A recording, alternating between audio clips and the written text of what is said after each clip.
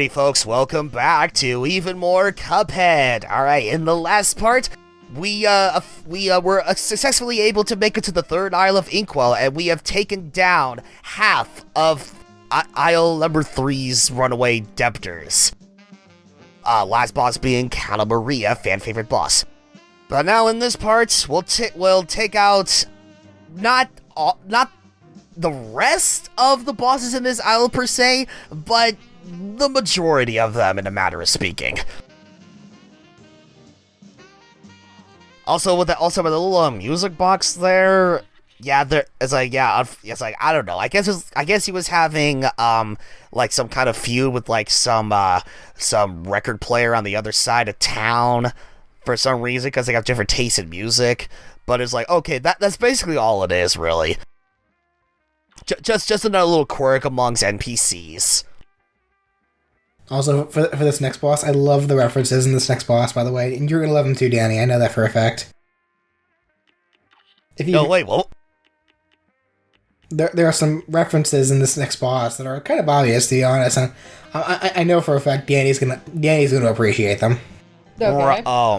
You're right. So yeah, let's take on Sally's Stageplay. Now, much like the various other bosses we've come across, with the spread weapon, this boss is a lot easier than it looks.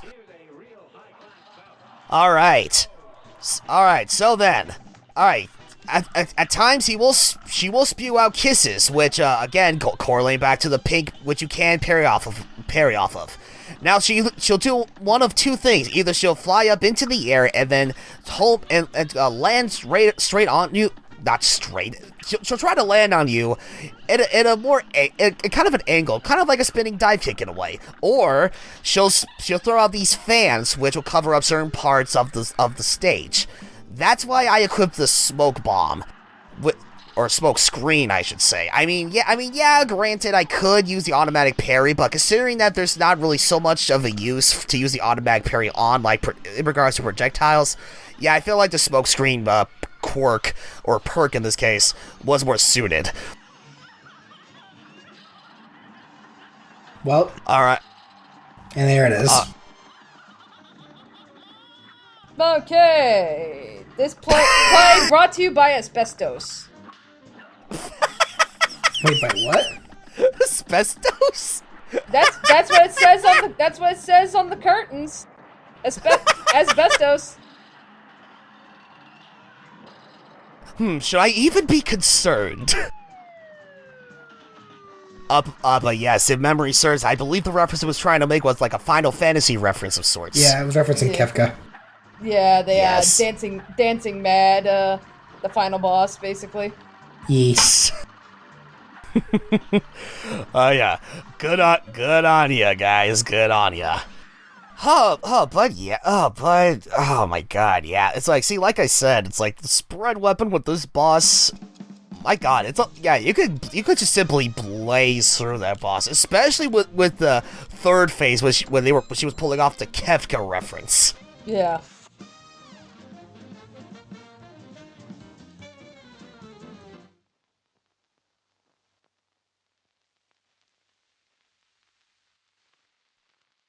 I guess it kind of makes you wonder, it's like, wouldn't be too surprised Kefka was probably high on asbestos.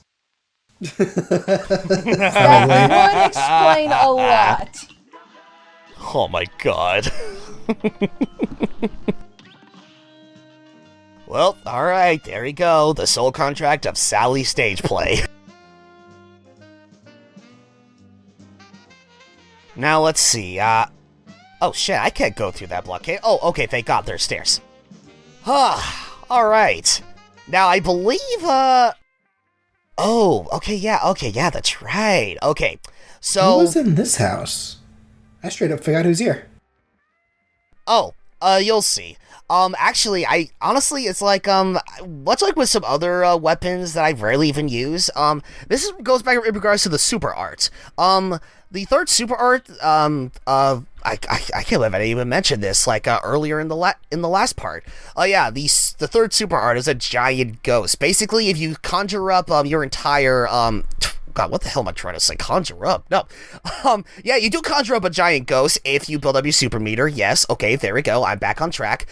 Which like, I believe, depending on how you control the ghost with the left analog stick, it can do a shit ton of damage. I think it's safe to say it could do way more damage compared to the energy beam, if handled correctly. But yeah, in this house lies Werner Werman. Oh, this guy, okay. A mouse, a rat, if you will. Whatever species of, rodent this, rodent is. It's probably ambiguous. Yeah, it's probably. Alright, so with this little, tank, as it were, in a Campbell's chicken noodle soup can, he'll throw a series of attacks. Those little cherry bombs, which if it makes contact with the ground, it'll cover the entire floor with flames. God damn it! Now I want some chicken noodle soup. Oh god! Oops! I'm sorry. I didn't mean to make you hungry. Well, to be fair, there is a lot of flu going around, so chicken noodle soup certainly wouldn't hurt. That is true. It is still at this point. It is still technically like just on the halfway point through the winter season. Actually, no. I think I still have some leftover broth from when my parents both got the flu. Dead. All right, but this is the moment where I feel like it'll be appropriate to use the giant ghost. Just bitch smack this cat in the face. Yeah, pretty much, exactly. What? Now, when I see this giant ghost... Oh, god damn it. Yeah, that sounds about right. That's definitely right. Yeah. Okay, then. It's like, oh yeah, that was cool. You know, Sally Stageplay, you know, make a Final Fantasy reference. Yeah, I think it's safe to say they were clearly making some kind of JoJo reference there. Okay, I'm sorry. There is no going around the bush on that one. Also, okay, aside from with that final phase where Werner was like in some surprisingly like a cat robot of sorts. Yeah, it's like aside from looking for the projectiles that are falling up from the ceiling, trying to avoid like the projectiles those rad ghosts spew out or whatever, and pretty much just trying to avoid the cat's claws from the left or right of the screen. I don't know if you guys have played the Batman and Robin video game on the Sega Genesis, no. But it's like, my god, I tell you what, I see that boss and I'm thinking, okay, there was that one, top hatter villain in the Batman game or whatever, and it pulled off a very similar stunt with the cat robot, claws going from the left or right of the screen, and projectiles falling from the top of the ceiling. Top hatter villain? You mean Penguin?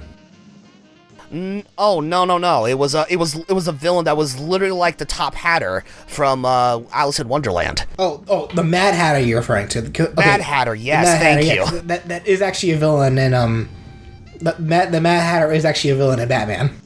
Right. Okay. Yeah. That's the name I was trying to get at, but I kept saying Top Hatter for some reason. I don't know why. It's just been that long since I've seen that particular Batman villain in general. No, yeah, because he's literally a villain who actually thinks he's the Mad Hatter from Alice in Wonderland. Yes, pretty much. But yeah, no, seriously, it's like I run into that part of the boss for the first time, and I'm just thinking, oh my god, the fucking memories, oh god. The cat robot was one thing, but what about afterwards? When you really fight the Mad Hatter? Oh, good lord. Alright, but anyway, Werner Werman aside, it is time to take out the final run and gun level in the entire game. Of course, seeing as how I saved this one for last, this is, in my opinion, probably the most trickiest run and gun level to get across. Funny I say that, seeing as how I only died just once. But you still died. I know. I still died. I'm not denying that. I still died. You know what? This playthrough's ruined now. I just ruined it. All right, let's play over. But man, it's like, actually, this correlates back to something I brought up in the second to last running gun level we ran into earlier in the Third Isle. Right here, as we're going down this platform, we're trying to avoid all these these little muck monsters and the little dragons that try to spew fireballs at you. Yeah, this is another one of those cases where, considering that you're spending the majority of your time trying to defend yourself against all of these enemies, there is a gold coin that'll go. Oh, there it is. There we go. Yeah, that fucker was hidden in the fog. Yeah, exactly. That's another thing that could kind of get you. It's like, yeah, you're so busy trying to fend off these other enemies that spawn in on you or try to shoot fireballs at you and all that jazz. But yeah, you're so focused on that you could potentially miss that coin. Hell, I think during another practice playthrough, I missed that coin where that was hiding right below those columns there. Huh. And I never actually noticed the statues in the background that show that depict like all the different like appliance character people. Yeah. Like one of them was even the chalice lady. Yeah. Well, I would think between that and the little dragon and everything, like, you know, this level is probably just a big homage to everything you've gone through so far. Which makes sense why I wouldn't be surprised if most people would save this run and gun level for last, and not solely because of its difficulty. Oh shit! Invisibility, go! I don't know how to jump on platforms for shit. Go! Oh wait, you can do that shit? That's broken. Well, it's somewhat. I mean, I guess to its credit, it's not like you maintained that invincibility for long. So yeah. Damn it, right at the fucking end. Shit. Damn, that was close. Yeah. It's like, yeah, considering what very little time you have with the invincibility super art, it's like, you could probably go through, like, a portion of that, little segment near the end. But it's like, yeah. God damn it, to be honest with you, if I did not take that last hit at the very end of that segment, I probably would have walked away with at least an A-. Well, guess you gotta go to study hall now. Well, alright, I gotta go through it again. Fuck.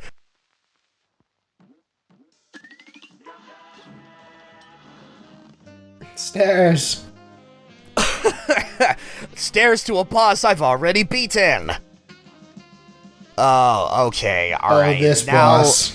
Yep, here we are, with Junkyard Jive, with Dr. Kahl's robot. Oh, fuck. My god.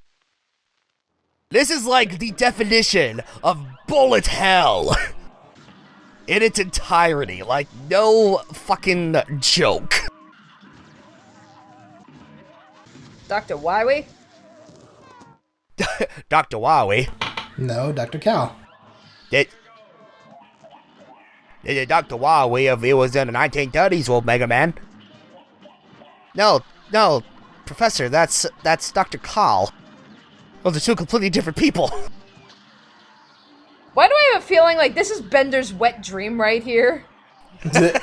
It's like, It hey. reminded you better, doesn't it? Yeah, it's like, hey, sexy mama, you wanna destroy all the humans?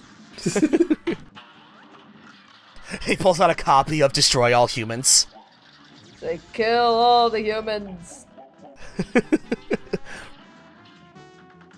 Alright, so, oh man, alright, so that first phase, right fucking there, okay, that was already a pain enough as it is, but the one thing that always gets me is the blast radius of these fucking bombs, and how faster these flying bombs get the longer they remain on screen.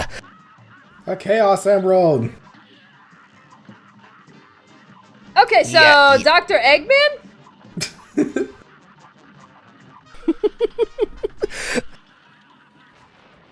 Ow. Oh, good lord. There's the red emerald.